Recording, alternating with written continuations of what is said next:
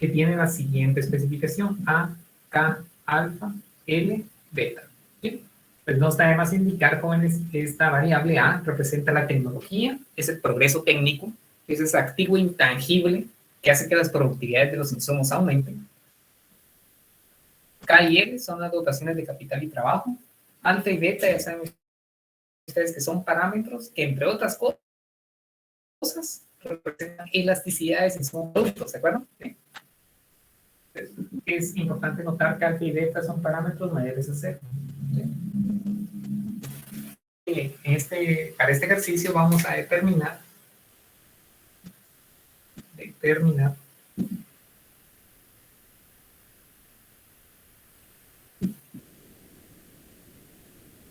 el grado de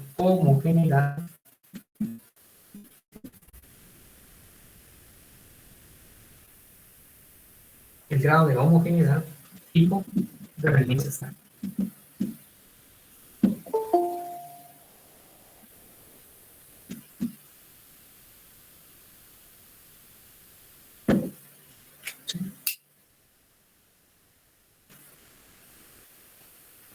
Pues el grado de homogeneidad y el tipo de escala. ¿Se acuerdan, jóvenes, que nosotros el último día analizamos qué representa el grado de homogeneidad en una función? ¿Sí? Ya vimos cómo identificar el grado de homogeneidad. Entonces vamos a hacer lo mismo. ¿Sí? Recuérdense que una función es homogénea, para que vimos en clase, y voy a empezar el procedimiento de determinación. Si al momento de multiplicar cada uno de los insumos, porque ahora ya estamos hablando en el contexto de la producción, por esta variable t, podemos reconstruir una nueva función que tiene una forma en particular y que vamos a ir viendo poco a poco. ¿Sí?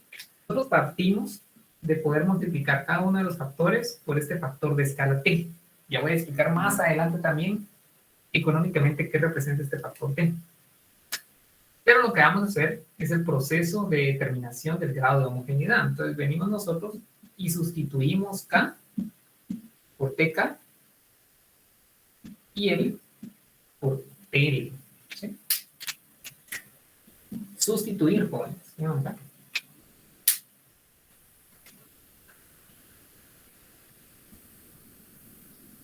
Es que lo que hacemos ahora, operamos, hacemos un poco de álgebra. Tenemos A, T alfa, K alfa, T beta, L beta.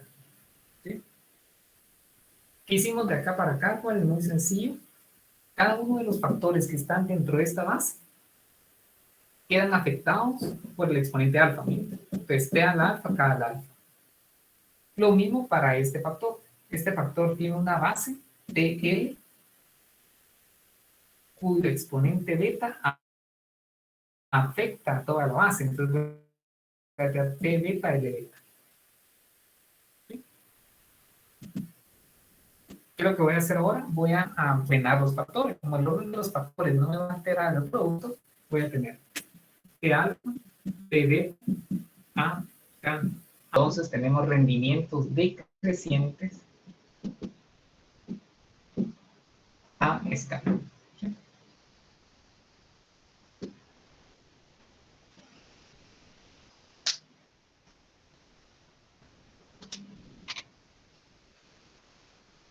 Pues jóvenes, la función de producción Cobb-Douglas es una función homogénea de grado alfa más beta en su forma paramétrica. ¿Sí? Es decir, no va a ser nada más que la suma de los exponentes asociados al capital y al trabajo. Y segundo, esa suma me define el tipo de rendimientos de escala. Ahora, jóvenes, la pregunta es ¿por qué? ¿Por qué si alfa más beta es igual a 1 tengo rendimientos constantes de escala? Entonces analicemos acá, jóvenes, veamos acá. T, ¿se acuerdan que representa? Voy a colocar acá. T representa el factor de escala. Factor de escala. Jóvenes, ¿cómo es el factor de escala? Fíjense que es el factor a partir del cual se están multiplicando tanto el capital como el trabajo. ¿Sí? Vean acá. Vamos a considerar en el escenario inicial que yo tengo un nivel de capital igual al nivel de trabajo igual a una unidad. Es decir, en el escenario base nosotros tenemos un trabajador y un cubículo que sería el capital. ¿Sí? Y T es el factor sobre el cual se multiplican, va a ser igual a 3. Entonces, jóvenes, al momento de multiplicar las dotaciones iniciales de capital y trabajo por este factor de escala, ¿cuántas unidades de capital y cuántas de trabajo tengo ahora?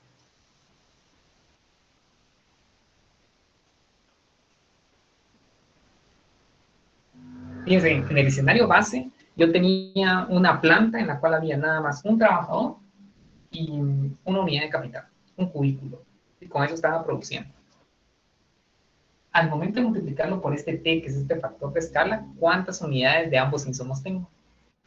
3. Tres, ¿no? ¿Verdad, licenciado? Tengo 3 trabajadores y tengo 3 cubículos, ¿sí? Entonces, ¿se dan cuenta? Lo que hace el T es nada más que replicar la planta original. Entonces, ¿cuántas plantas adicionales tengo? Dado este T igual a 3. ¿2 más? Exactamente, muy bien, Leila. Tengo 2 plantas adicionales. De tal manera que tengo la planta original y tengo 2 plantas adicionales. Y por eso es que este T igual a 3 representa el factor de escala, es decir, por cuántas veces estoy multiplicando las dotaciones iniciales. Entonces, esta es mi planta inicial. Y estoy creciendo en un 200%, ¿verdad? Que implica tener 2 plantas iguales a las que tenía originalmente. Entonces, en total, tengo 3 plantas. Muy bien, ¿sí? Entonces, estamos bien hasta ahí. Tengo que representar ese factor en la cual está creciendo ambos insumos. ¿De acuerdo? Muy bien. Ahora veamos qué pasa. ¿Sí? Adelante. Tenemos que hacer esa evaluación entre el pico y el trabajo. ¿Cómo? No necesariamente porque nosotros estamos partiendo de una inicial, y la cual tenemos que hacer, no voy a colocar 3, pues nos vamos a confundir. ¿Sí? Tengo 4 máquinas y tengo nada más un trabajador, entonces puedo partir por ahí, ¿verdad? ¿Sí? Entonces fíjense que la planta original tiene un trabajador con 4 unidades de capital. Como el proceso de rendimiento se escala, exige que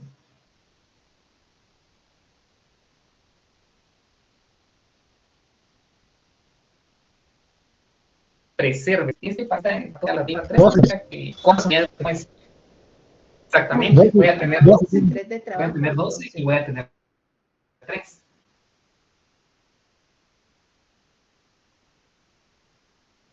Si se dan cuenta, estoy preservando la cantidad de capital de cada una de las plantas. La planta original no trabajo, pero como tengo 2 plantas adicionales, ¿cuántas adicionales voy a tener? Pues si no, tengo que tener 4 para cada 2 plantas adicionales. Entonces, en total, ¿cuántos voy a tener? 4 acá, 4 acá y 4 acá. Entonces, en total, voy a tener 12. Como tenía, perdón, unidad. Y trabajadores, pues tenía cada planta. Tenía uno en la planta, entonces la una relación. ¿Cuántos voy a tener en la segunda planta y en la tercera planta? Entonces, ¿cuántos voy a tener trabajadores en total? 3.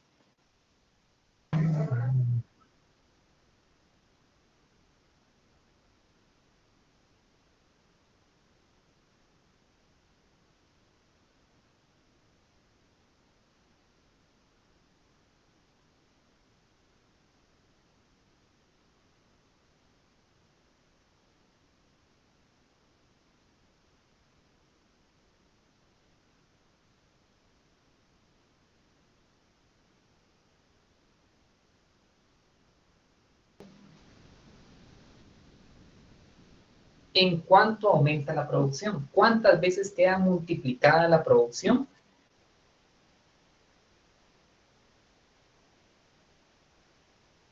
En este escenario donde estoy triplicando los insumos. Exactamente, 3, porque como alfa más beta es igual a 1, va a ser 3 elevado a la 1. Entonces significa que el producto original queda multiplicado 3 veces. Entonces, jóvenes, la respuesta de la firma es proporcional en cuanto a la producción al incremento de los insumos. La respuesta es unitaria. Como las unitarias tengo rendimientos constantes de escala, porque la crece en la misma proporción a la que crecen los datos. ¿Sí? Les vuelvo a repetir, jóvenes, aquí la producción crece 3 elevado al 1.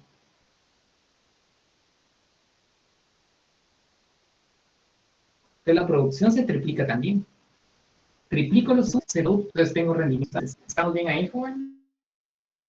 Licenciado, ¿y sabe qué tendríamos que poner como... Así, digamos que usted dice 3 unidades de capital. Y aquí 5 unidades de trabajo, Sí. me indicó, ¿verdad? ¿Sí? Entonces fíjese que ahora tendría, como estoy triplicando, pues tendría obviamente 12. Y aquí tendría 15, ¿verdad? Esas serían mis nuevas dotaciones. Ahora yo quiero ver qué es lo que pasa con la producción. Pues igual, si se da cuenta, el T no está cambiando, porque el T sigue siendo igual a 3, miren. Perdón, aquí es 3 de capital, obviamente por este 3 que vale 9 acá. 5 por 3, 15. Si se da cuenta, el T no ha cambiado. Entonces, como el T no ha cambiado, seguiría teniendo rendimientos constantes a escala, porque la producción está creciendo 3 elevado al exponente 1. Ah, ya, digamos que siempre nos vamos a guiar por nuestro factor de escala. No importa cuánto tengamos de insumo y de trabajo, sino que nuestro factor de escala. Exactamente, ese es el punto, Alejandro. O sea, los rendimientos a escala no dependen de las dotaciones iniciales de insumo. Y obviamente no depende de las dotaciones finales, ni las iniciales ni las finales, sino depende al final del día de las elasticidades que tengo acá. Ya. Sí, que eso es como que crece directamente proporcional. Exactamente, muy bien, Isidra. Significa que el crecimiento es estrictamente proporcional al incremento de los insumos. Porque estoy Licenciado, triplicando la cantidad de insumos y se triplica la cantidad de producto. creo ¿Sí lo ven? que el factor de escala puede variar entonces también.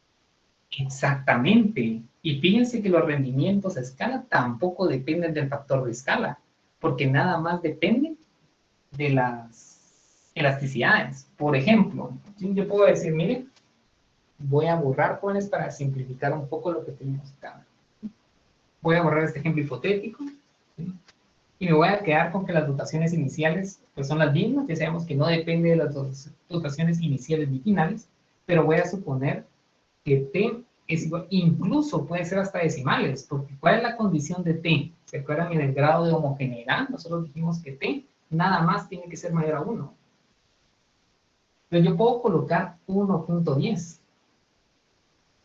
Jóvenes, si coloco 1.10, ¿a qué tasa porcentual están creciendo los insumos? 10%. Exactamente, muy bien, excelente respuesta ahora. Están creciendo el 10%, ¿todos lo ven? Sí, porque es 1, que sería la dotación inicial, más 0.10. Y este 0.10 es un 10%. ¿Sí? ¿Qué significa eso?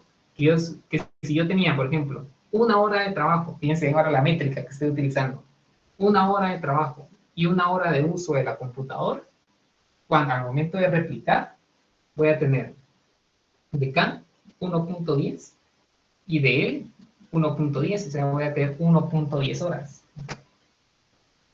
¿Sí? Pero, Rubén, efectivamente, puede ser cualquier valor de T, incluso puede ser un decimal.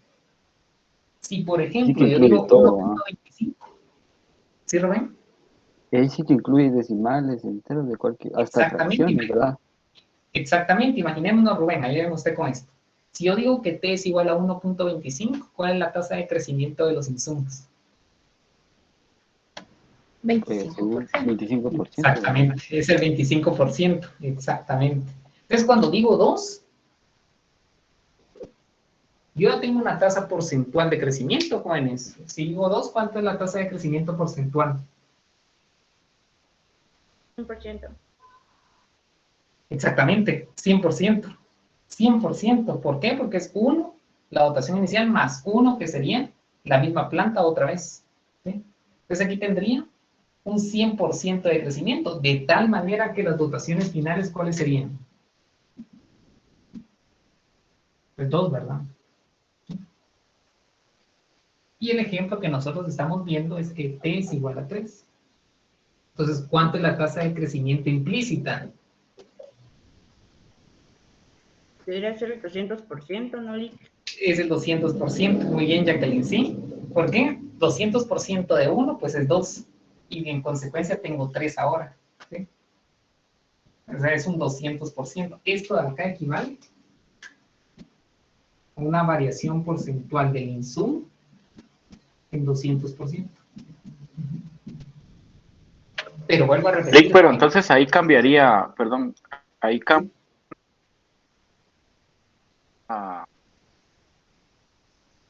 cambia, porque como es T3, entonces en la función pone usted Q entre paréntesis 3K, o eso es independiente. O sea, si fuera T2, entonces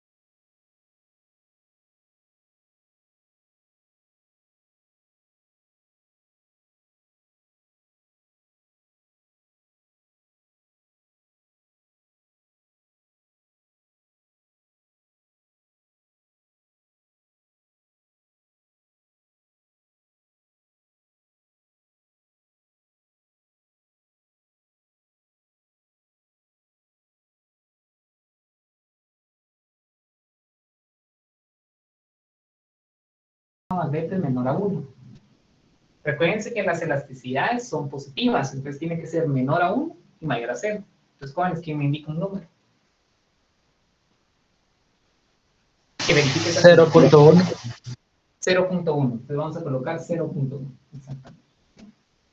Entonces vamos a ver qué pasa con el producto. Tripliqué los insumos y el producto original queda multiplicado ¿cuántas veces, jóvenes? Entonces, tomamos la calculadora y le sacamos raíz décima a 3. O bien 3 elevado a la punto 1. Lo voy a hacer yo por acá, ustedes también lo hacen en su calculadora. Me dio 1.12. Exactamente, muy bien, gracias Emilio. Entonces fíjense que esto va a ser igual a 1.2 la producción original.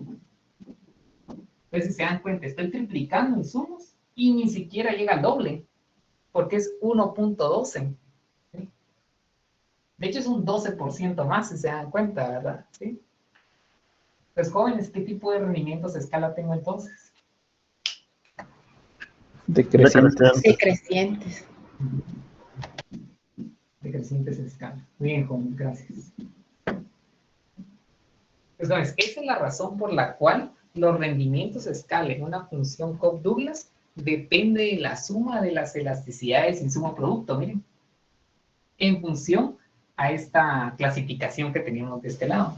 La intuición es la siguiente, la que les acabo de indicar, ¿verdad? ¿Sí? Al final del día, esta parametrización alfa más beta me define el grado de respuesta, la cual, fíjense que no va a depender de las rotaciones iniciales. ¿Sí? Les hago esta pregunta, jóvenes. El tipo de rendimientos a escala en la función Cobb-Douglas, entonces, ¿será que depende del valor de t? ¿Qué me dicen ustedes? No, Lick. No. Exactamente, muy buena respuesta, creo que me indicó Leila. No depende de t, porque para cualquier valor de t que yo esté colocando, al final el determinante va a estar contenido ¿en dónde? Alfa más beta. Alfa y beta. Exactamente. Muy bien, jóvenes, excelente. Sí, se comprendió, me lo indicaron correctamente. Entonces, todo depende de alfa más beta. Alfa más beta me va a definir si tengo rendimientos constantes, siendo igual a 1, creciente si es mayor a 1 o decreciente si es menor a la unidad. ¿Sí? Entonces, dadas esas propiedades que son muy sencillas de ver en una COP Douglas, sigue siendo una de las funciones más utilizadas, tanto en términos teóricos como en términos de datos empíricos, cuando ustedes quieren estimar algún tipo de elasticidades y también de retornos a escala. ¿Sí? Entonces, lo que vamos a hacer ahora, jóvenes, es que vamos a analizar una visualización a modo de contrastar lo que acabamos de ver con lo que las gráficas que vamos a estudiar van a mostrar. ¿De acuerdo? Entonces, si quieren, antes de mostrarles la visualización, aprovechando que todavía tengo esto en la pizarra, pues dejaría el espacio por si hay alguna pregunta que quieren que resolvamos entre todos.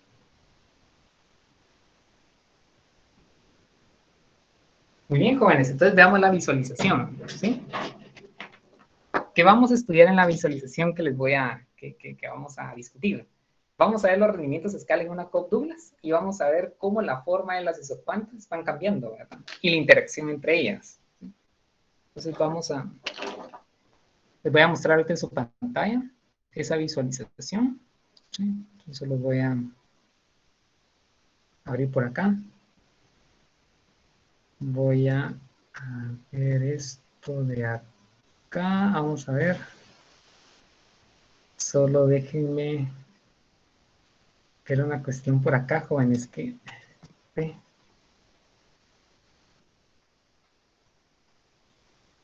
Ahí está. Acá. Ahora sí. Les voy a mostrar una pestaña. Esta pestaña de acá. Compartir. Y ya lo van a ver, sí. Entonces, jóvenes, ya tienen ustedes en su pantalla la visualización a partir del cual vamos a estudiar los rendimientos a escala. ¿Sí? Entonces, jóvenes, primero vamos a identificar las ecuaciones que tenemos de este lado. Esta función A, que depende de X y Y, jóvenes, ¿qué nombre tiene? Vean la especificación. ¿Es la Cobb-Douglas? Muy bien, es una función Cobb-Douglas. Excelente, jóvenes. ¿Sí? Cuando ustedes ven una función multiplicativa, donde los factores tienen algún exponente, pues es efectivamente una función Cobb-Douglas, ¿sí? Este P, jóvenes, ¿quién me ayuda a ver el análogo a lo que nosotros vimos? Este P, ¿qué representaría para nosotros? Tecnología. Muy bien, excelente la tecnología, jóvenes, ¿sí? ¿Qué observación adicional tengo que hacer? X va a representar para nosotros trabajo, mucho ojo, jóvenes, ¿de acuerdo? Porque si ustedes ven el panel central, vean acá, en el eje de las abscisas tenemos X. X para nosotros es trabajo. Entonces, X acá arriba, miren, X va a ser trabajo y en consecuencia el exponente, que en este caso es M, va a ser el beta de nosotros, mucho ojo, ¿de acuerdo? Entonces, M va a ser beta, X va a ser L. Y por el contrario, por otra parte, este Y, que es el que tenemos acá en el eje central, este eje vertical, va a representar en el contexto de la producción el capital, ¿de acuerdo? Y el exponente n que ustedes ven acá va a ser alfa, ¿de acuerdo? Es decir, si quieren ver el equivalente, sería A, L, beta, K, alfa, ¿sí? Entonces, muy bien, jóvenes, es una función Cobb-Douglas. Vean la parametrización original. Tengo un beta de 0.5 y un alfa de 0.5, ¿sí? Nos pasamos acá abajo, este número, este C lo vamos a ignorar por el momento. Vean acá este J es la suma de M más N. Es que estoy determinando con esta suma, jóvenes. Estoy determinando el tipo de rendimientos a escala, miren. Es este 1, lo que me está indicando ahorita es que tengo rendimientos constantes a escala, ¿sí? Este M y N dijimos que son las elasticidades, que en este caso están parametrizadas con el 0.5, ambas, ¿sí? Y este P, fíjense que me va a indicar la tecnología. Ya vamos a ver cómo modificando la tecnología tenemos distintos tipos de rendimiento a escala. ¿De acuerdo? Bueno, el panel central que ustedes ven acá, pues representa las isocuantas de 1 a 5. ¿Sí? Aquí están los niveles de producción, miren. Son las isocuantas en particular. Aquí tengo el 1, 2, 3, 4 y 5. Son distintos niveles de producto. ¿Sí? Y en el eje, no en el eje, sino, perdón, en el panel de la derecha, tenemos la representación en el espacio, de acá, de la función Cobb-Douglas, que ya es conocida por ustedes. ¿Sí? Bien, jóvenes. Entonces, primera característica. ¿sí? Como tenemos rendimientos constantes de escala, ustedes recordarán que nosotros vimos el día lunes que las isocuantas van a ser equidistantes, una respecto de la otra, y es precisamente lo que estamos observando, ¿sí? ¿Cómo poder identificar en una radiografía, si le podemos llamar así, una radiografía de isocuantas, que tenemos rendimientos constantes? Pues cuando son equidistantes, miren. Como es la misma distancia, yo puedo afirmar que tengo rendimientos constantes a escala, ¿sí? Entonces vamos a empezar a hacer un poco de simulación, un poco de ejercicios, ¿verdad? El primero es el siguiente. Vean acá M. M ya dijimos que representa la elasticidad del producto ante variaciones en el insumo-trabajo. Es una elasticidad insumo-producto, ¿sí? Este 0.5, ¿qué nos indica? ¿Se acuerdan? Por cada 1% que aumenta la contratación de trabajo, el producto aumenta ¿cuánto?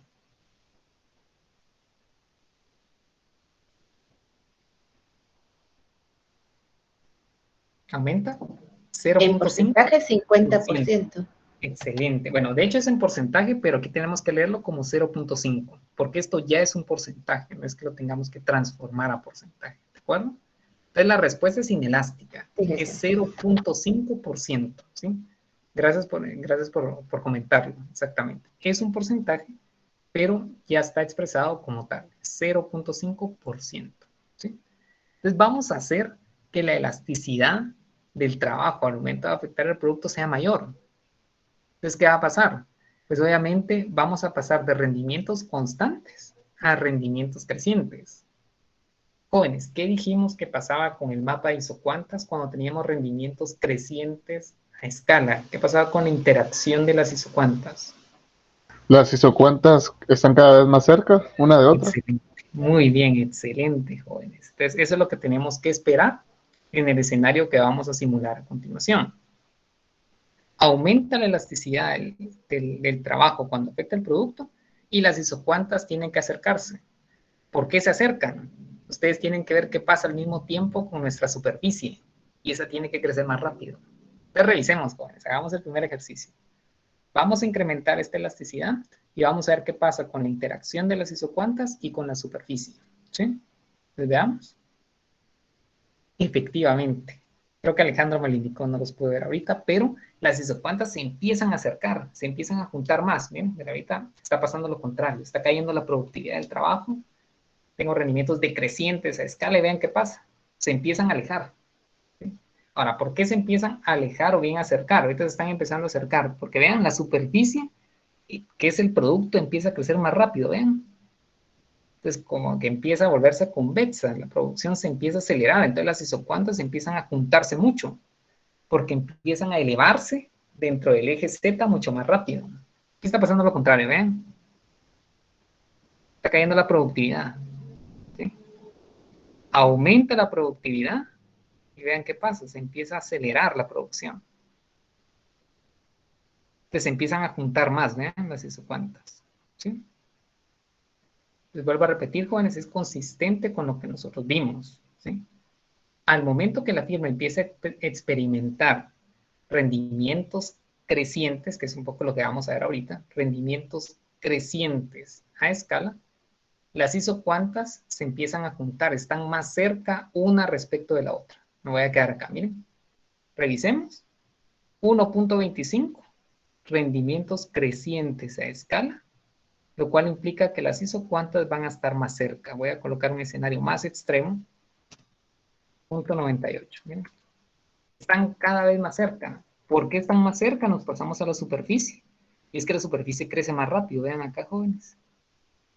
Tiende a mostrar cierta convexidad, si ustedes se dan cuenta. Miren. Cierta convexidad. ¿De acuerdo? Entonces, cuando la firma tiene rendimientos crecientes a escala, las isocuantas se acercan más. ¿Sí? Escenario contrario, el opuesto. ¿Qué es lo que pasa si la firma tiene rendimientos decrecientes a escala? Entonces voy a hacer una elasticidad producto-trabajo muy pequeña, 0.02. ¿Ven qué pasa? Tengo rendimientos decrecientes a escala porque es menor a 1 y las isocuantas se empezaron a alejar. ¿Sí? ¿Por qué se empezaron a alejar? Porque la producción crece de forma muy pasiva, miren, muy lenta. es muy cóncava, ¿de acuerdo? Entonces, eso hace que las isocuantas se encuentren mucho más lejos uno respecto de la otra. ¿De acuerdo? ¿Estamos bien? Entonces, les hago la siguiente pregunta, jóvenes. ¿Cómo esta parametrización va a afectar la forma? Ahora no la interacción, sino la forma entre las isocuantas. Fíjense, ¿eh? ¿Cómo es la forma acá? Es muy plana. Entonces les pregunto a ustedes, ¿cómo esta elasticidad, producto-trabajo, afecta la forma? ¿Cómo así la forma? Es muy plana. ¿Qué indicador auxiliar podría utilizar para poder explicar la forma? La pendiente. Muy bien, excelente, la pendiente. ¿Y cómo le llamamos nosotros a esa pendiente? En términos económicos. Excelente, muy bien, jóvenes, excelente, están respondiendo muy bien. Entonces, ¿qué pasa con la tasa aquí? ¿Hacia qué valor converge la tasa? ¿A cero? Converge a cero, excelente. Ahora, ¿por qué converge a cero? Fíjense que la elasticidad del trabajo es muy pequeña. Entonces, el capital es un insumo relativamente más productivo que el trabajo. Entonces, la tasa me indica cuánto debo sacrificar de capital. Y como el trabajo es poco productivo y el capital es altamente productivo, debo sacrificar muy poco de lo que es altamente productivo. Y es lo que nosotros observamos acá, miren. O sea, lo que tengo que sacrificar de capital cuando el capital es altamente productivo es casi cero. ¿Sí? Vean qué pasa con el trabajo. Y lo voy a hacer acá. Voy a quitar un eje y me voy a quedar nada más con el trabajo. Vean este panel de la derecha. Por más que estoy contratando más trabajo, ¿qué está pasando con la producción? Está creciendo bastante poco. Exactamente. Eso es lo que pasa cuando no se capacita el trabajo. Miren, jóvenes, yo empiezo a contratar más trabajo, pero mi productividad es nula. ¿Sí? Entonces, al final el capital... Una pregunta. ¿Sí? ¿Por qué en este escenario no se vuelve un isocuante de sustitución perfecta? El tiempo sí está abajo. Cuando dice sustitución perfecta, ¿a qué se refiere en particular? Como cuando las isocuantas son rectas. ¿Dónde se pone el tiempo? Ah, bueno, usted dice cuando son sustituciones. Sí, fíjese que nosotros aquí lo que tenemos es todavía una Cobb-Douglas, si se da cuenta. Entonces, como todavía estamos en un escenario de Cobb-Douglas, no tenemos las funciones lineales que nosotros vimos, porque todavía estamos en el escenario de Cobb-Douglas. Para poder llegar a un escenario como el que usted me está indicando, es una muy buena pregunta, nosotros tenemos que partir de una función mucho más general. Si digamos que aquí tenemos una Cobb-Douglas y es totalmente distinta que una de sustitutos, pero podríamos llegar a una de sustitutos perfectos donde esto sea totalmente lineal si partimos de una generalización de estas funciones que hemos visto, que es una función que vamos a ver más adelante que se llama función CES. Entonces, en este caso no podríamos llegar a una función de sustitutos perfectos porque estamos en el contexto de una función Cobb-Douglas. ¿Sí? Exactamente. Entonces, aquí no podemos llegar. Al final tiene que tener cierta convexidad porque esa es la característica de la Cobb-Douglas. Es muy buena observación. Si se dan cuenta, todavía tengo cierto grado, vean aquel panel central, tengo cierto grado de convexidad, lo que pasa es que es mínima. ¿Por qué tengo la convexidad? Porque sigo en una Cobb-Douglas. Lo que pasa es que la pendiente casi que tiende a cero, pero es por la baja productividad que tiene el trabajo. Excelente. Buena pregunta. Licenciado, tengo una duda. Claro, claro, sí. Digamos de que la productividad cuando es muy acelerada, ¿usted cree que eso no es bueno? O digamos, ¿cuál debería ser como que la velocidad de la producción para que sea óptima? Porque si es muy rápido, puede hacer de que produzcamos más de lo que podemos vender. Esa es una excelente pregunta, sí, muy buena pregunta. Sí, eso depende de muchos factores, ¿verdad? Sí. Uno, por ejemplo, puede ser la estructura de mercado. Porque, por ejemplo, si usted tiene una estructura de mercado que es monopólica, eso no va a tener ningún problema. Porque viene usted, puede producir mucho, puede producir de forma acelerada. Creo que Alejandro me hizo la pregunta, tratando de reconocer la voz. Usted puede producir mucho de forma acelerada. Me voy a ir al caso, veamos, lo voy a dejar acá. Voy a contestar la pregunta solo así. Puede acelerarse mucho, pero si usted es el único oferente en ese mercado, pues al final lo que no demandó su firma lo puede usted tener como inventarios. Y al momento de querer venderlo, pues puede restringir su producción. Entonces, como es el único oferente, restringe su producción, se mueve en su función de demanda vendiendo a un precio más alto y al final pues acaba los inventarios que tiene. Eso, digamos, depende mucho de la estructura de mercado. Por el contrario, Alejandro, si uno está, por ejemplo, en una estructura de mercado de competencia perfecta, ahí sí hay dificultad.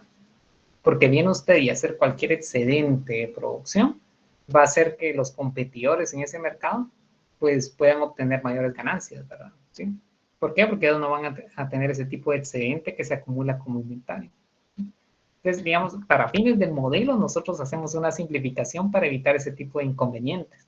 Y es que nosotros suponemos que todo lo que produce la firma lo va a vender. Porque para nosotros son unidades de producción y venta. Entonces nos quitamos ese aspecto. Mire, ¿qué es lo que pasa si no se vende? Pues nuestro modelo asume que todo lo que produce se vende.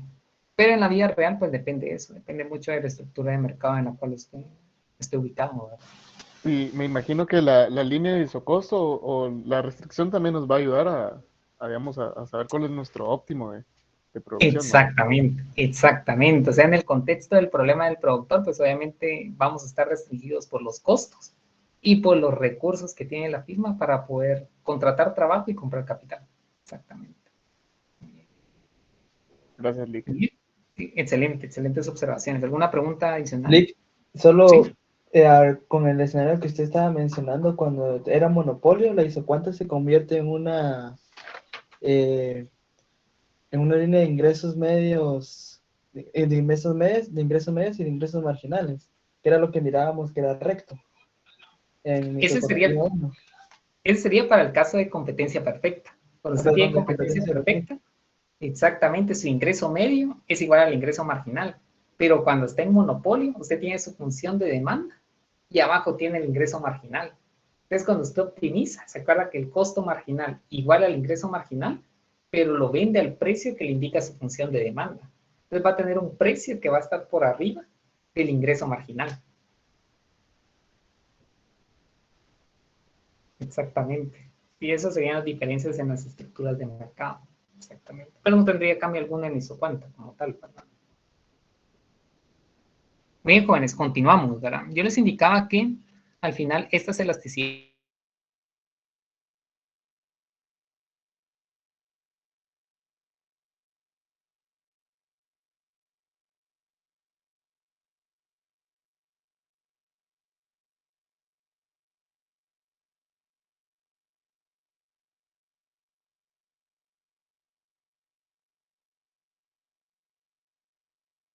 la visualización, como ustedes se pudieron dar cuenta, en una Cobb Douglas los rendimientos a escala pues dependen de la suma de alfa y beta.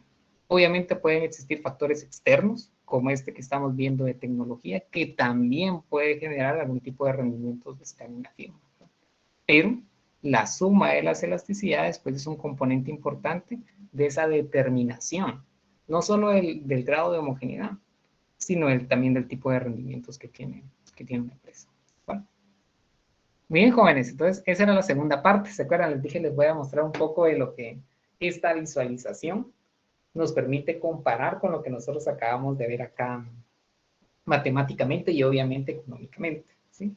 Entonces, la siguiente parte, lo que les había mencionado de la agenda del día de hoy, es mostrarles un poco de evidencia empírica, ¿sí? Es decir, de cómo los economistas estiman los tipos de rendimientos de escala partiendo de información, partiendo de datos disponibles para cierta economía, ¿sí? Que de hecho con ustedes pues ya hablamos un poquito de eso, ¿se acuerdan? El día lunes. Entonces les voy a mostrar este estudio del cual ya hablamos un poco el día lunes, ¿sí?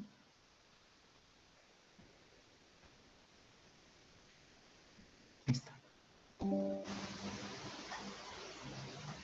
Bien, con usted ya hablamos un poquito de esto, entonces prácticamente me voy a ir un poco a los resultados, pero es un estudio que habla, ¿se acuerdan que lo vimos el día lunes? Retornos a escala, productividad y competencia, y lo hace para sectores que están ubicados, para industrias que están ubicadas en el sector de manufacturero de Estados Unidos y el sector construcción, ¿verdad? Estos son los autores del año 2017. Aquí explican un poquito qué es lo que hacen, ¿verdad? Ellos construyen un modelo de firmas que tienen entrada y salida para mostrar la forma en cómo los rendimientos de escala, al final de cuentas, definen la sobrevivencia de las firmas, ¿verdad? Pero vean el resultado importante, aquí lo tenemos, miren, vean esta línea. Al momento de hacer la estimación, ellos encuentran que los retornos a escala son 0.96 en promedio, pero el rango varía de 0.86 para la industria de minerales no metálica a 1.3 para el sector de semiconductores, ¿verdad? Bueno, ¿se acuerdan que también lo vimos el día lunes? Primero, un marco teórico. El marco teórico parte que todas las firmas producen de acuerdo a esta tecnología, ¿no? A esta especificación de la función de producción. ¿Se acuerdan que es una función Cobb-Douglas? ¿Sí? En la cual la firma contrata trabajo, él le va a hacer trabajo, tal como nosotros lo hemos visto en clase. Compra materiales, jóvenes. Vean, este modelo lo extiende e incluye materias primas, algo que no tenemos en nuestro modelo base. Es M, miren. Renta capital, K, lo que hemos venido utilizando en clase para poder generar un producto que es Y. ¿Sí? Aquí nosotros tenemos Q, pero es el equivalente. ¿De acuerdo? Como ya sabemos que es Cobb-Douglas, jóvenes, vean cómo determina el tipo de rendimiento de escala. Bueno, primero es importante señalar que alfa, vean acá estos parámetros, alfa, gamma y este parámetro nu, así es como se lee, parece V, pero no es V. Es una letra griega que se lee nu, NU. Dice que son las elasticidades producto para todos los insumos, jóvenes, lo que hemos visto en clase.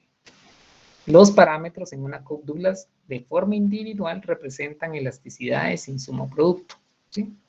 Y dice, nosotros nos referimos a este parámetro que se lee Xi, XI, como la suma de alfa, de gamma y de nu, como el tipo de rendimientos a escala. Entonces, se dan cuenta, jóvenes, lo que nosotros acabamos de demostrar en la pizarra. La suma de los exponentes en una Cobb-Douglas define el tipo de rendimientos a escala. ¿Sí? Después muestra los resultados, ¿sí? De los rendimientos a escala, ¿verdad? ¿Sí? Entonces, ¿qué es lo que hace? Pues, obviamente toma la Cobb-Douglas y a partir de esta Cobb-Douglas, jóvenes, hace una estimación econométrica, un poco en línea con lo que están viendo ahorita en estadística 1, que es algo que se llama ecuación de regresión. Entonces, lo que se hace es que se lleva aquí lo indica, miren, los betas representan las elasticidades del producto para cada una de las firmas, ¿verdad? ¿Sí? Ahora sí, pasemos a los resultados. Este es nuevo, ¿sí? Esto no lo vimos el día lunes. Esta es la parte econométrica, ¿verdad? Ustedes toman los datos, ellos utilizaron el censo de producción industrial en Estados Unidos y estimaron estas elasticidades. Miren, la elasticidad insumo-producto para el capital, para el trabajo, para las materias primas, y ellos separan acá la energía eléctrica, la electricidad, como otro insumo adicional. ¿Sí? Entonces vean, aquí estima las elasticidades para la muestra completa, ¿sí? Para el sector construcción, para el manufacturero de bienes no duraderos y manufacturero para bienes duraderos. ¿De acuerdo? Hace la suma y al final determina el tipo de rendimientos a escala. Vean, jóvenes. Y en todos los casos se encuentran que las firmas en ese sector tienen rendimientos de crecientes a escala. Miren. Aquí está el número de observaciones que están tomando. Es una base de datos enorme, ¿verdad? ¿Sí? Ahora, lo más importante, obviamente, es calcular estos retornos a escala, pero también el análisis que hacen ellos posteriormente. Y en esta parte me quiero detener un poco porque ellos se fueron un poco más a detalles. Dijeron, miren, queremos saber qué tipo de características van asociadas, características de las firmas en la industria, ¿verdad? Están asociadas a tener rendimientos de escala mucho mayor. Entonces vean lo que ellos hicieron. Ellos construyeron diagramas de dispersión, jóvenes, que para ustedes ya es conocido esto, ¿verdad? Y trataron de caracterizar o señalar aquellas características que hacían más probable que la industria tuviese algún tipo de rendimientos crecientes de escala. Entonces revisemos, jóvenes, si les parece. Aquí tenemos un enunciado que sale de lo que la data indica. Entonces, si quieren, veamos primero la data y después llegamos a la conclusión. Aquí estamos relacionando los rendimientos de escala con el tamaño de la firma dentro de la industria. Eso significa esta parte, miren. Es el tamaño de la firma dentro de la industria. Entonces, cada uno de estos puntos que ustedes ven acá en azul es una industria en particular. Una industria está compuesta de muchas firmas, ¿de acuerdo? Cada uno de estos puntos es una industria. Entonces veamos qué es lo que tenemos en el eje horizontal. Tenemos los retornos a escala, ¿sí? Cuando son rendimientos constantes, pues tendríamos el 1 acá. Cuando son decrecientes, estaríamos a la izquierda. Y cuando son crecientes, estaríamos a la derecha. Lo que tenemos en el eje vertical es el tamaño promedio de la firma en esa industria, ¿sí? Es decir, que entre mayor sea este valor, significa que el tamaño de esa firma dentro de la industria es mayor. Entonces les pregunto a ustedes, jóvenes, perdón, ¿qué me podrían indicar de esta relación?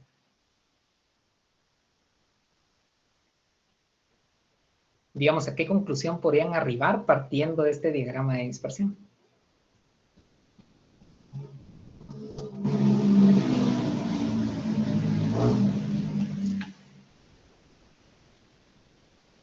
Que mientras más grande es la firma dentro de la industria, tiene más rendimientos a escala. Exactamente, muy bien, Jacqueline, ¿sí? Fíjense que algo muy importante, jóvenes, es no solo calcular, sino poder construir una historia de lo que puede estar detrás de ese comportamiento. Y es precisamente lo que Jacqueline nos señaló. En la medida que el tamaño de la firma dentro de la industria sea mayor, vean acá la pendiente, es más probable que la firma pueda experimentar rendimientos crecientes a escala, ¿sí? Viene la pregunta lógica, jóvenes. ¿Por qué? Y eso está asociado a lo que nosotros vimos el día lunes. ¿Se acuerdan que nosotros hablamos de las economías de escala? De cómo la firma podía reducir sus costos medios de largo plazo en la medida que estaba produciendo más. Pues está asociado a esto, jóvenes, ¿sí? En la medida que el tamaño de la firma dentro de la industria sea mayor, es decir, moverme hacia arriba, pues fíjense que la firma puede tener algún tipo de economía de escala de carácter financiero. ¿Cómo así? El acceso al crédito, no solo en cuanto a montos, frecuencias, sino a tasa de interés mucho más preferencial, es mayor. Es una firma grande, jóvenes, tiene más fácil acceso al mercado, a la banca, digamos, al sector financiero. En consecuencia, tiene mayor posibilidad de poder comprar insumos a un precio más accesible. Y en consecuencia, a acelerar más la producción de aquellas firmas que tienen un tamaño muy pequeño dentro de la industria. Exactamente. Adicionalmente, jóvenes, las firmas que son muy grandes tienen mayor posibilidad de poder incorporar tecnología a sus procesos productivos. Porque obviamente, jóvenes, la tecnología es cara. Si uno lo vende en el momento presente, ¿verdad? Al final de cuentas es una inversión que trae retornos. Pero para eso se requiere una cantidad fuerte de insumos, no solo para poder implementarla, sino también para poder generarla, jóvenes, ¿sí? Porque yo les pregunto, ¿cuántas de las empresas pequeñas, si las comparan con las grandes, tienen un departamento de investigación y desarrollo? Que puedan generar. Exactamente. Muy bien. Depende de la industria. Sí, depende de la industria, pero por ejemplo, ¿cuáles son las que usualmente uno tiene presente que tienen como secciones de investigación y desarrollo? Pues empresas grandes. Está la Bayer, están las industrias telefónicas, obviamente, que están innovando constantemente. Entonces, dado que la inversión en tecnología es una inversión muy fuerte, las empresas pequeñas usualmente pues no tienen ese poder para poder hacerlo. En consecuencia, es más difícil que tengan rendimientos crecientes de escala, porque nosotros ya vimos que la tecnología es una fuente de rendimientos crecientes. Entonces, al final del día, el tamaño de una firma puede definir el tipo de rendimientos a escala. Vean qué resultado más interesante este.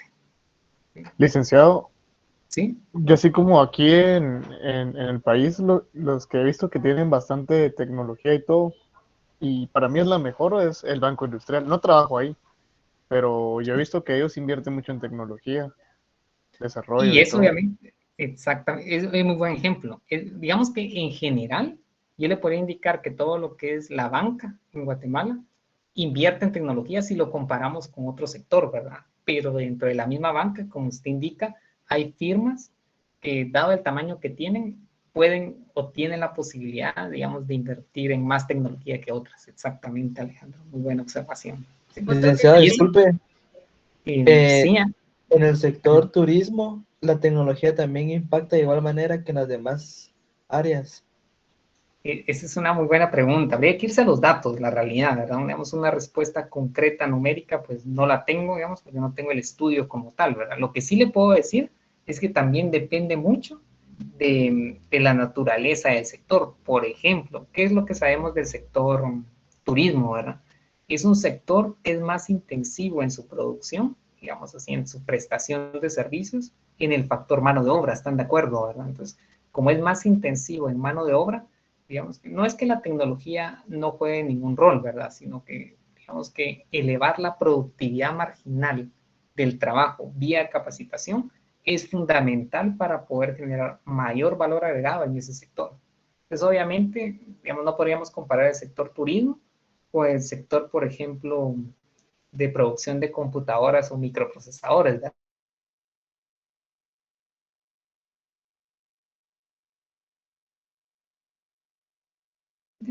A través de la formación de capital humano. Exactamente. Ahora comparen eso, por ejemplo, con el sector agrícola de Guatemala y se pueden dar cuenta las diferencias de valor agregado que genera una industria con respecto a otra, ¿verdad? Y por eso es que, digamos, ya tiene otras implicaciones macroeconómicas, ¿verdad? Pero es otro tema. ¿Alguien más iba a opinar, joven? Yo escuché un par de voces también, no sé si iban a comentar algo. Lick, buenas noches. Sí. Adelante. Fíjese que yo trabajé en una industria donde sí había un departamento de investigación y desarrollo, pero es carísimos esos departamentos porque a la gran investigar y hacer muchas cosas es muy caro. Tal vez por eso es que las empresas pequeñas no invierten en eso. Exactamente, sí, es precisamente lo que usted dice, porque en esos departamentos se requiere no solo de capital físico de alto valor agregado, sino también recurso humano muy capacitado. Y ambos son relativamente costosos, ¿verdad? Entonces, al final, la firma pues debe tener acceso al sector financiero de forma que le permita, obviamente a tasas preferenciales, que le permita poder invertir en tecnología. Y eso es lo que nos muestra, gracias precisamente por su contribución, eso es lo que nos muestra esta gráfica, ¿verdad? Que el tamaño de una firma dentro del sector puede incidir en el tipo de rendimientos de escala. Excelente, jóvenes. Veamos un poquito más, si les parece. Vean esta gráfica de acá abajo, también muy ilustrativa, jóvenes. ¿Qué estamos comparando? El tipo de rendimientos a escala con el número. Vean aquí, ahora no es el tamaño, sino es el número de firmas en la industria, en esa industria que se está estudiando. Entonces vean acá, en el eje vertical tengo el número de firmas en esa industria, que puede ser 12, que es bastante, 5, que es muy poco, y vean cómo se relaciona con los retornos a escala. ¿Quién me puede ayudar un poco a explicar la relación que hay acá? Y un poco argumentar por qué sucede eso. ¿Quién me ayuda? Licenciado, yo por lo que veo esa pendiente digamos, decreciente, pero digamos que las firmas que están hasta arriba, o digamos ese sector como tal, pues sí está desarrollado, por así decirlo, y son pocas las firmas que no tienen tecnología, o eso asumo yo, ¿verdad? Sí, exacto, es un poco lo que... ¿Sí? ¿Alguien más iba a comentar algo? Sí, perdón que le quite la No, palabra. adelante, Jackie, por favor, sí. Gracias. Y bueno, al menos lo que yo miro acá es la cantidad de rendimientos marginales conforme hay más empresas. Mientras más empresas, menos rendimientos marginales. ¿Por qué? Porque el mercado se ocupa más. Entonces, cuando hay más competencia, por ejemplo, zapatos. Si, por ejemplo, antes habían 2 empresas que vendían zapatos, en un pueblo de 200 personas, pongámosle, cada uno podía vender 100 zapatos o 100 pares de zapatos. Y, por ejemplo, aparecen otros 2 establecimientos, ahora pueden vender la mitad de lo que vendían antes. Por eso es que decrece. Exactamente. Entonces, precisamente lo que indica Jacqueline, la posibilidad de tener, vean acá, de tener rendimientos crecientes a escala es cada vez menor, porque tengo menos poder de mercado, ¿sí? Vean acá. En este escenario en el que tenemos a la izquierda, tengo muchas firmas en esa industria. Entonces, el poder de mercado es menor. Entonces, la posibilidad de tener rendimientos a escala empieza a caer. ¿Por qué? Digamos un poco lo que estaba comentando Jacqueline y también un poco lo que ustedes vieron en sus cursos de Micro 1, ¿verdad? En la medida que la firma tiende a ubicarse en un mercado muy competitivo, los precios terminan siendo una variable fuera de control de la firma, termina siendo algo totalmente exógeno. Al final los precios terminan siendo un buen determinante para poder ofrecer mayor cantidad de acuerdo a la ley de la oferta, ¿verdad? ¿Sí? Entonces, en este caso, las firmas, por ejemplo, no tienen control sobre el precio. Entonces, la posibilidad de tener un tipo de rendimiento creciente en la producción va a ser menor. Por el contrario, miren, en la medida que esta industria, por ejemplo, tiene una menor cantidad de participantes, digámoslo así, o de oferentes, es decir, en la medida que converge a un escenario monopólico, pues las firmas tienen mayor posibilidad de generar precios por arriba de sus costos marginales. Y esa es una motivación para que la firma pueda producir más. ¿Por qué? Porque son pocas en esa industria.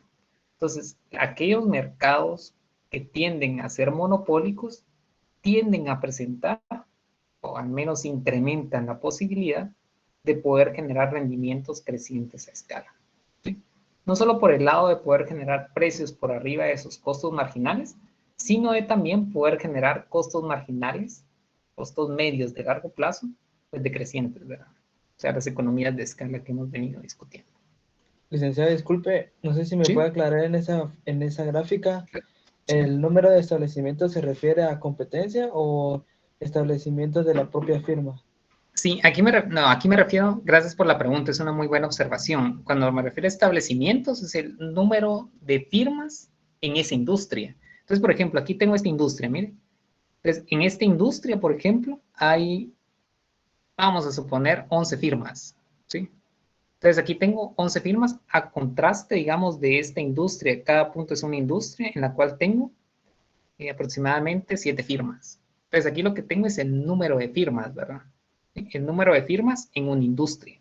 Cuando me refiero a industria, me refiero a un conglomerado, ¿verdad? Por ejemplo, yo puedo analizar la industria de alimentos en Guatemala o la industria de productos lácteos. Y en esa industria de productos lácteos hay un montón de firmas, ¿verdad? Está Formos, está Lalas, que sea, hay un montón de firmas. Entonces, cada punto es una industria y en cada industria hay un conglomerado o una agrupación de firmas, ¿verdad? ¿Sí? Entonces, en lo que tengo a la izquierda es como si tuviera competencia perfecta. Y lo que tengo por acá, en la parte de abajo, es como si tuviese escenarios oligopólicos, donde hay muy pocos oferentes. ¿Estamos bien ahí? Muy bien. Entonces, sí, con gusto. Bien, entonces vean, estas de acá hacen lo mismo. Aquí lo que hace es que lo mide con otros indicadores, por ejemplo, un ratio de concentración y un índice de Herfindahl. Este índice de Herfindahl es un índice también de poder de mercado. Eso ustedes lo van a ver en sus cursos de desarrollo económico, si no estoy equivocado, pero eso lo van a ver más adelante en la carrera, ¿verdad? Pues es el mismo análisis, ¿sí? Y por último, jóvenes, les quiero mostrar esta gráfica, muy aleccionadora, jóvenes. Vean qué nos indica acá. Aquí estamos analizando, y con esto terminaríamos la parte del estudio, ¿sí?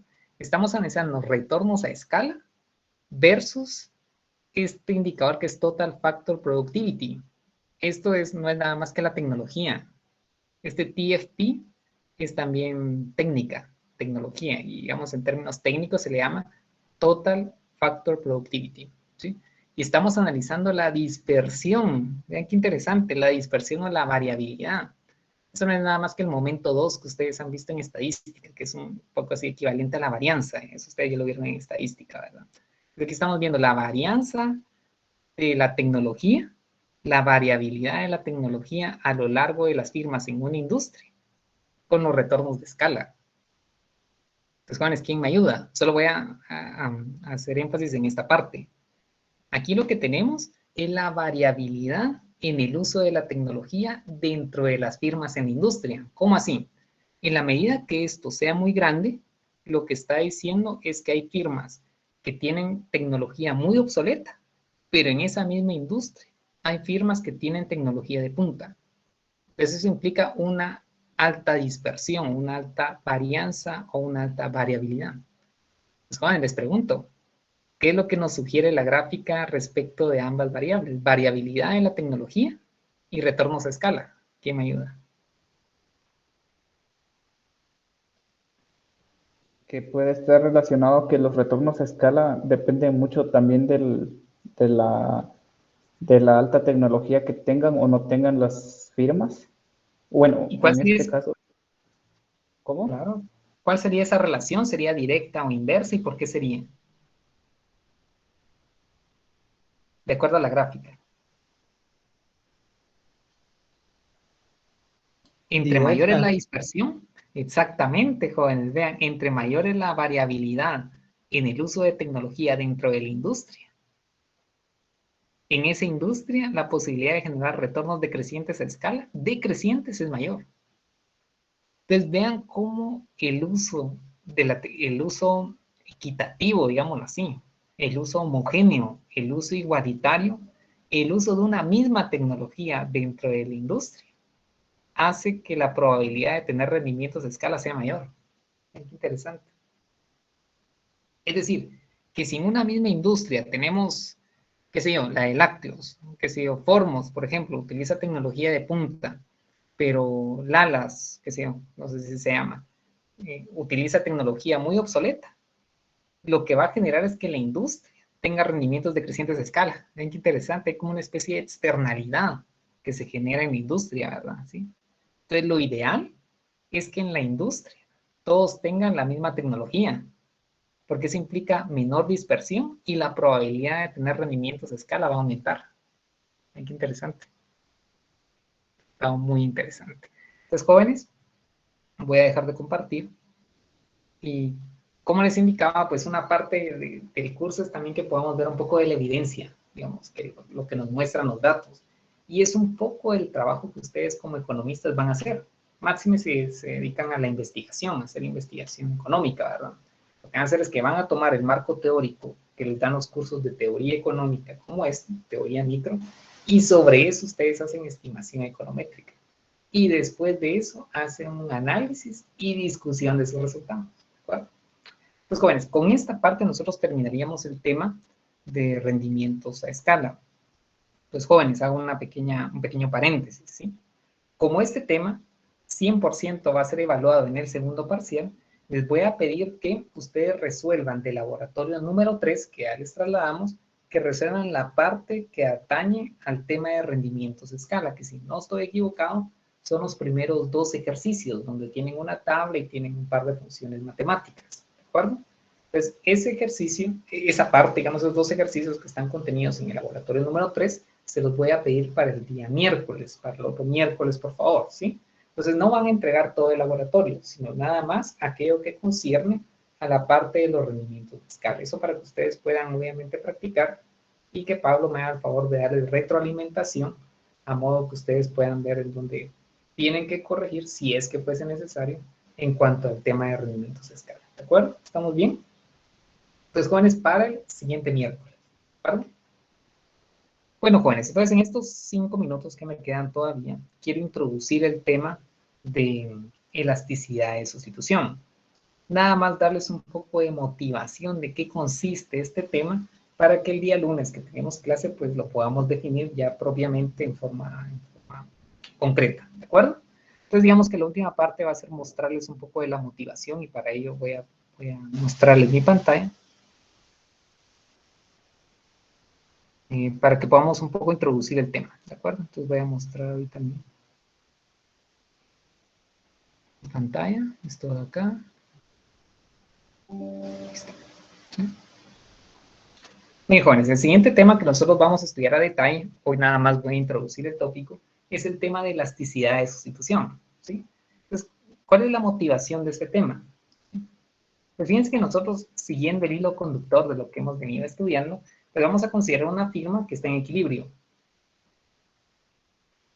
Como ustedes pueden ver acá, la firma está en equilibrio, dado el mapa de isocuantas que es convexo, en este punto de tangencia. Vamos a hacer un momento.